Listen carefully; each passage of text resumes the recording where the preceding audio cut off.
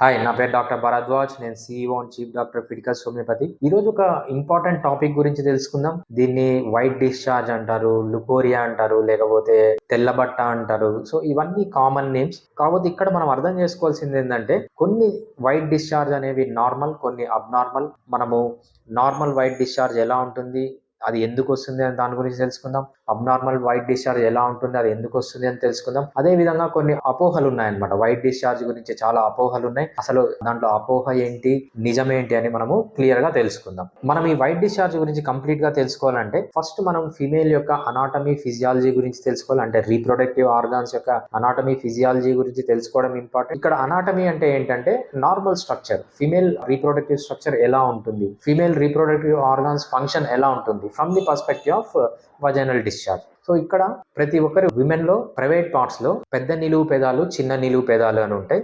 చిన్న నిలువు పెదాలు మధ్యలో ఉన్న స్పేస్ ని మనం వెస్టిబ్యూల్ అంటాము. ఈ వెస్టిబ్యూల్ పైన క్లైటోరిస్ ఉంటుంది, దాని కిందనే యురెత్రల్ ఓపెనింగ్ ఉంటుంది, అంటే మూత్రం వచ్చే ఓపెనింగ్ ఉంటుంది. దాని కింద వజైనల్ ఓపెనింగ్ ఉంటుంది. ఆ వజైనల్ ఓపెనింగ్ కి రెండు సైడ్లు బార్థోలిన్ గ్లాండ్స్ ఓపెనింగ్ అయ్యే బార్థోలిన్ డక్ట్స్ ఉంటాయి అన్నమాట. ఇది ఎక్స్టర్నల్ గా. ఒక్కసారి వజైనాలోకి ఎంటర్ అయినప్పుడు, లేకపోతే యోనిలోకి ఎంటర్ అయినప్పుడు అక్కడి నుంచి సర్విక్స్ అని ఉంటుంది. సర్విక్స్ తర్వాత యూటిరస్ ఉంటుంది. యూటిరస్ లో నుంచి రెండు ట్యూబ్స్ వస్తాయి, దాన్ని ఫెలోపియన్ ట్యూబ్యూల్స్ అంటాం. ఈ ఫెలోపియన్ ట్యూబ్స్ కి ఎండ్ లో ఫింబ్రియే ఉంటుంది. ఫింబ్రియే పక్కన ఓవరీస్ ఉంటుంది. ఇదంతా ఫిమేల్ యొక్క నార్మల్ స్ట్రక్చర్ అన్నమాట.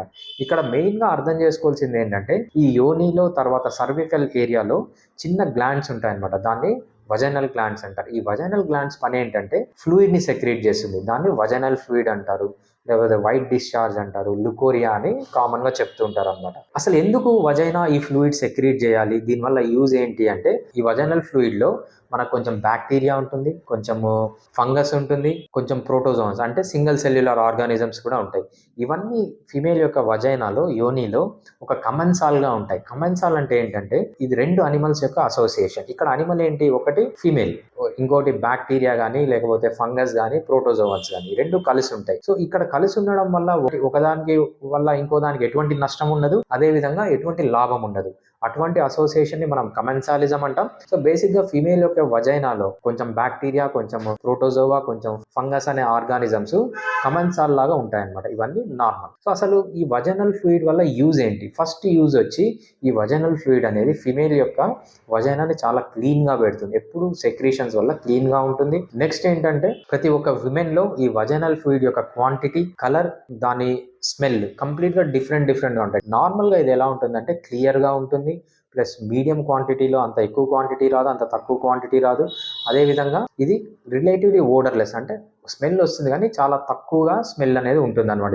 ఇది విమెన్ టు విమెన్ వేరీ అవుతుంది. కొంతమంది విమెన్ కి కొంచెం ఎక్కువ వజైనల్ ఫ్లూయిడ్ వస్తుంది, కొంతమందికి తక్కువ వస్తుంది. ఇదంతా కంప్లీట్లీ నార్మల్. అదే విధంగా వజైనల్ ఫ్లూయిడ్ యొక్క pH ఎంత ఉంటుందంటే 3.8 నుంచి 4.5 వరకు ఉంటుంది. అంటే ఇదేంటంటే స్లైట్లీ అసిడిక్, కొంచెం యాసిడ్ లాగా ఇది ఉంటుంది అనమాట. ఇదంతా కంప్లీట్లీ నార్మల్. అదే విధంగా మన గట్ లో, అంటే మన ఇంటెస్టైన్ లో మనకు లాక్టోబాసిల్లస్ అనే బ్యాక్టీరియా ఉంటుంది. అదే బ్యాక్టీరియా విమెన్ యొక్క వజైనాలో కూడా ఉంటుంది. సో ఇది కూడా ఒక కమెన్సాల్ లాగా ఉంటుంది అనమాట. అంటే ఇది అనిమల్ అసోసియేషన్. అసలు ఈ వజైనల్ ఫ్లూయిడ్ యొక్క యూజ్ ఏంటి?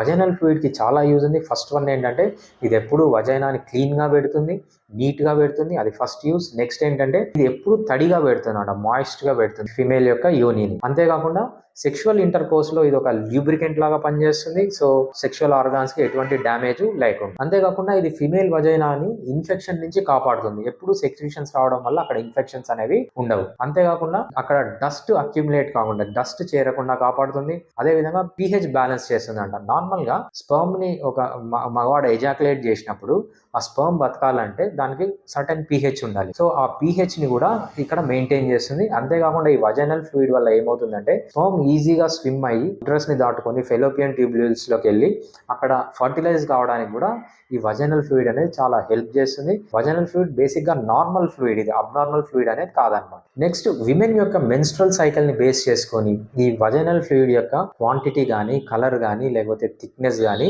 వేరీ అవుతూ ఉంటుంది. మనం టిపికల్ గా ఒక ఒక విమెన్కి 28 డేస్ మెన్స్ట్రల్ సైకిల్ ఉంటుంది అనుకుంటే ఇమ్మీడియట్గా మెన్సెస్ అయిపోయిన తర్వాత ఈ వజైనల్ ఫ్లూయిడ్ అనేది మీడియం క్వాంటిటీస్లో వస్తుంది రోజుకి. సో ఎక్కువ రాదు, తక్కువ రాదు.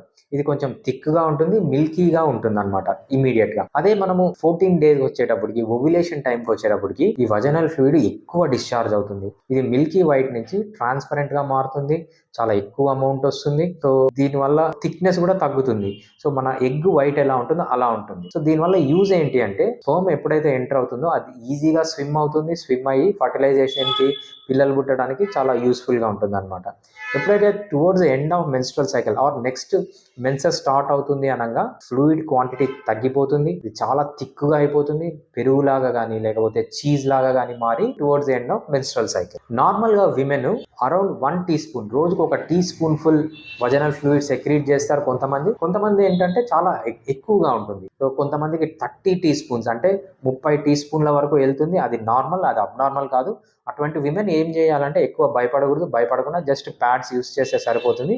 That is normal for them. So there is no problem or nothing in that. మనకు ఇంకా కొన్ని కండిషన్స్ ఉన్నాయి విమెన్ లో. ఆ కండిషన్స్ లో కూడా వజనల్ ఫ్లూయిడ్ అనేది ఎక్కువ అవుతుంది. ఫస్ట్ కండిషన్ ఏంటంటే మెనార్కి అంటే అమ్మాయిలు మెచ్యూర్ అయ్యే ముందు, పెద్ద మనుషులు అయ్యే ముందు వాళ్ళలో ఎక్కువ వజనల్ డిశ్చార్జ్ వస్తుంది. అది కామన్. నెక్స్ట్ ఏంటంటే సెక్షువల్ అరౌజల్. విమెన్ ఎప్పుడైతే సెక్షువల్ గా అరౌజ్ అవుతారో, సెక్షువల్ ఫీలింగ్స్ వస్తాయో అప్పుడు కూడా ఈ వజనల్ డిశ్చార్జ్ అనేది క్వాంటిటీ పెరుగుతుంది. అది కూడా completely normal. Next inter course. ఒక్కసారి ఇంటర్ కోర్స్ జరిగిన తర్వాత, ఇంటర్ కోర్స్ అయిపోయిన తర్వాత, ఇంటర్ కోర్స్ ముందు కూడా ఎక్కువ వజనల్ ఫ్లూయిడ్ అనేది వస్తుంది. ఎస్పెషల్లీ ఇంటర్ కోర్స్ తర్వాత ఎక్కువ వజనల్ ఫ్లూయిడ్ కొంతమందికి బయటకు వస్తుంది అనమాట. ఇది కూడా కంప్లీట్లీ నార్మల్. ఇంకొకటి ఏంటంటే ప్రెగ్నెన్సీలో కూడా ఎక్కువ వజనల్ ఫ్లూయిడ్ బయటకు వస్తుంది. అది కూడా కంప్లీట్లీ నార్మల్. ఇది ఎందుకంటే అక్కడ ఇన్ఫెక్షన్స్ ప్రివెంట్ చేయడానికి డ్యూరింగ్ ప్రెగ్నెన్సీ. మనం ఇప్పుడు కంప్లీట్గా నార్మల్ వజనల్ ఫ్లూయిడ్ గురించి తెలుసుకుందాం. ఇప్పుడు వజనల్ ఫ్లూయిడ్ గురించి కొన్ని అపోహలు ఉన్నాయి. ఈ అపోహల గురించి ఒక్కొక్కటి తెలుసుకుందాం. ఫస్ట్ అపోహ ఏంటంటే ఈ వజనల్ ఫ్లూయిడ్ ఎక్కువ వస్తే బ్యాక్ ఏక్ వస్తుంది అనేది ఒక అపోహ. ఇది కంప్లీట్ గా అపోహ. ఈ వజనల్ ఫ్లూయిడ్ రావడానికి, ఈ లుకోరియాకి ప్లస్ బ్యాక్ ఏక్ రావడానికి ఎటువంటి సంబంధం లేదు. సో మీకు బ్యాక్ ఏక్ రావడానికి వేరే ప్రాబ్లమ్స్ ఏమన్నా ఉండొచ్చు, కానీ ఈ లుకోరియా ఆర్ వైట్ డిశ్చార్జ్ వల్ల మీకు బ్యాక్ ఏక్ అనేది రాదు. ఇది కంప్లీట్లీ ఒక అపోహ. ఇది నెక్స్ట్ ఏంటంటే ఎక్కువ వజనల్ ఫ్లూయిడ్ వచ్చింది అనుకోండి, అది విమెన్ లో వీక్నెస్ కి దారి తీస్తుంది అనుకుంటుంటారు.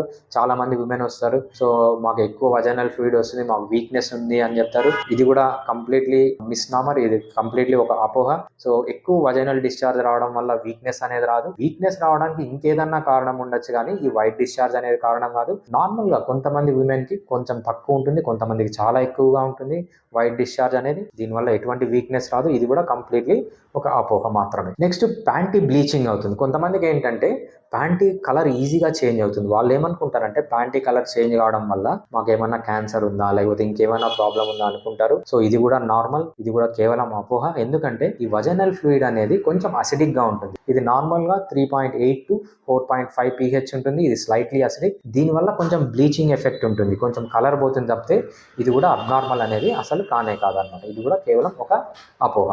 నెక్స్ట్ కొంతమంది ఆడవాళ్ళకి ఏమవుతుందంటే ఇంటర్ కోర్స్ జరిగిన వెంటనే, అంటే ఎజాక్యులేషన్ జరిగిన వెంటనే, స్పర్మ్ డిపాజిట్ అయిన వెంటనే వీళ్ళకు వజైనల్ ఫ్లూయిడ్ అనేది చాలా ఎక్కువగా బయటకు వస్తుంది. చాలా మంది ఏమనుకుంటారంటే ఈ వజైనల్ ఫ్లూయిడ్ రావడం వల్ల స్పర్మ్ కూడా బయటకు వచ్చేసింది, సో మాకు ఇంకా ప్రెగ్నెన్సీ రాదు అని ఒక అపోహలో ఉంటారు. ఇది కూడా కంప్లీట్లీ రాంగ్. ఎందుకంటే ఎజాక్యులేషన్ చేసిన తర్వాత ఆర్ స్పర్మ్ డిపాజిట్ అయిన తర్వాత ఇంకా ఎక్కువ వజైనల్ ఫ్లూయిడ్ వస్తే అది చాలా అడ్వాంటేజ్. ఎందుకంటే ఈజీగా స్పర్మ్ అనేది సర్విక్స్ క్రాస్ చేసుకొని యూట్రస్ ని క్రాస్ చేసి ఫెలోపియన్ ట్యూబ్యూల్స్ లోకి వెళ్ళి అక్కడ ఫర్టిలైజ్ కావడానికి యూజ్ అవుతుంది. ఇంటర్ కోర్స్ తర్వాత వజైనల్ ఫ్లూయిడ్ బయటికి రావడం అనేది ఇన్ఫర్టిలిటీకి, పిల్లలు పుట్టకుండా ఉండడానికి రీజన్ అని చాలా మంది అనుకుంటుంటారు. ఇది కూడా కంప్లీట్లీ అపోహ అనమాట. ఇంతవరకు మనం నార్మల్ వజైనల్ ఫ్లూయిడ్ ని చూసాం, లేకపోతే వైట్ డిశ్చార్జ్ చూసాం. సో అబ్నార్మల్ వైట్ డిశ్చార్జ్ ని ఎలా డిఫరెన్షియేట్ చేయాలి నార్మల్ వైట్ డిశ్చార్జ్ ని? బేసిక్ గా ఈ అబ్నార్మల్ వైట్ డిశ్చార్జ్ కానీ పాథలాజికల్ వైట్ డిశ్చార్జ్ ఎందుకు వస్తుంది అంటే అక్కడ బ్యాక్టీరియల్ ఇన్ఫెక్షన్ ఉన్నా, లేకపోతే వైరల్ ఇన్ఫెక్షన్ ఉన్నా, ప్రోటోజోవల్ ఇన్ఫెక్షన్ ఉన్నా, లేకపోతే సమ్ ఫంగల్ ఇన్ఫెక్షన్ ఉన్నా ఇది కామన్ గా వస్తుంది. ఇంతేకాకుండా కొన్ని క్యాన్సరస్ కండిషన్, లేకపోతే ప్రీ క్యాన్సరస్, క్యాన్సర్ వచ్చే ముందు, క్యాన్సర్ వచ్చే కండిషన్ లో కూడా వస్తుంది. అంతేకాకుండా కొంతమంది విమెన్ కి పోస్ట్ మెనోపాజ్ అయిపోయిన తర్వాత, సో ఈ మెన్స్ట్రల్ పీరియడ్ వాళ్ళలో ఆగిపోయిన తర్వాత కూడా కొంచెం అబ్నార్మల్ డిశ్చార్జ్ వస్తుంది.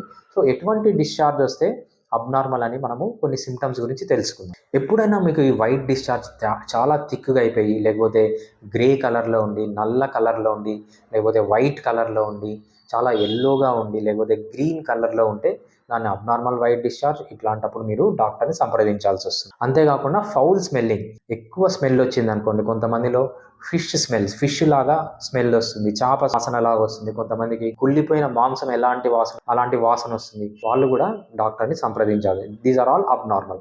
అంతేకాకుండా మీకు ఈ ప్రైవేట్ పార్ట్స్లో ఎక్కువ ఇచ్చింగ్ ఉన్నా, లేకపోతే ఇరిటేషన్ ఉన్నా, పెయిన్ ఉన్నా, లేకపోతే బర్నింగ్ సెన్సేషన్ ఉన్నా, లేకపోతే అక్కడ ర్యాషెస్ వచ్చినా, లేకపోతే అక్కడ మీకు బ్లిస్టర్స్ వచ్చినా, లేకపోతే చాలా పెయిన్ఫుల్గా ఉన్నా మీరు వెంటనే డాక్టర్ని సంప్రదించాలి. ఇది కూడా reason for abnormal pathological white discharge. అంతేకాకుండా కొంతమందిలో ఏమవుతుందంటే వైట్ డిశ్చార్జ్తో పాటు యూరిన్ పోసేటప్పుడు పెయిన్ ఉంటుందన్నమాట. అప్పుడు కూడా మీరు డాక్టర్ని సంప్రదించాల్సి వస్తుంది.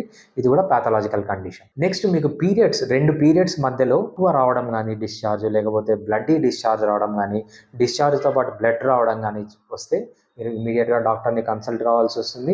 అంతేకాకుండా మీ వైట్ డిశ్చార్జ్లో బ్రౌన్ కలర్ కానీ లేకపోతే రెడ్డిష్ బ్లడ్ కానీ వస్తే కూడా మీరు ఇమీడియట్గా డాక్టర్ని కన్సల్ట్ కావాలి. ఇవన్నీ పాథలాజికల్ కండిషన్స్. కొంతమందిలో ఏమవుతుందంటే డిస్పెరోనియా అంటాం. డిస్పెరోనియా అంటే సెక్షువల్ యాక్టివిటీకి ముందు, మీన్స్ ఇంటర్కోర్స్కి ముందు, ఇంటర్కోర్స్ అప్పుడు, ఇంటర్కోర్స్ తర్వాత కూడా చాలా పెయిన్ఫుల్గా ఉంటుంది. దీన్ని డిస్పెరోనియా అంటారు. ఈ కండిషన్లో కూడా మీరు ఇమీడియట్గా డాక్టర్ని కన్సల్ట్ కావాలి. సో మెయిన్గా ఈ వీడియో ఉద్దేశం ఏంటంటే అబ్నార్మల్ వైట్ డిశ్చార్జ్ ఏంటి, దాన్ని ఎలా గుర్తుపట్టాలి, నార్మల్ వైట్ డిశ్చార్జ్ ఏంటి, దాని చుట్టూ ఉన్న మిత్స్ ఏంటి అని కంప్లీట్గా మనం డీక్లాసిఫై చేసాం. సో ఇది మీకు చాలా యూస్ఫుల్గా ఉంటుంది. మేము ఫిడికస్ హోమియోపతి, మేము 2 రకాల ట్రీట్మెంట్స్ మీకు ఇస్తాం. ఒకటి ఆన్లైన్ ట్రీట్మెంట్, ఒకటి ఇన్పర్సన్ ట్రీట్మెంట్. ఆన్లైన్ ట్రీట్మెంట్ అంటే మీరు ప్రపంచంలో ఎక్కడున్నా, లేకపోతే ఇండియాలో ఉన్న, తెలుగు రాష్ట్రాల్లో ఉన్న మీ కేసుని మేము కంప్లీట్గా తీసుకొని ఆడియోలో కానీ, అంటే ఫోన్ కాల్లో కానీ, లేకపోతే వీడియో కాల్లో తీసుకొని, ఏమైనా అవసరమైతే మీరు లోకల్గానే ఇన్వెస్టిగేషన్స్ చేయించుకొని మాకు రిపోర్ట్ షేర్ చేయొచ్చు. షేర్ చేసిన వెంటనే మీకు మెడిసిన్స్ అనేవి మీ ఇంటికే పంపిస్తాం కొరియర్ ద్వారా. మీకు 1 or 2 డేస్లో మీకు వచ్చేస్తుంది. సో మీరు ఇంట్లోనే కూర్చొని మెడిసిన్స్ యూస్ చేసుకోవచ్చు. లేకపోతే మీ నియరెస్ట్గా ఉన్న బ్రాంచ్కి వచ్చి మమ్మల్ని డైరెక్ట్గా ఫేస్ టు ఫేస్ కలిసి ట్రీట్మెంట్ తీసుకోవచ్చు. Thank you.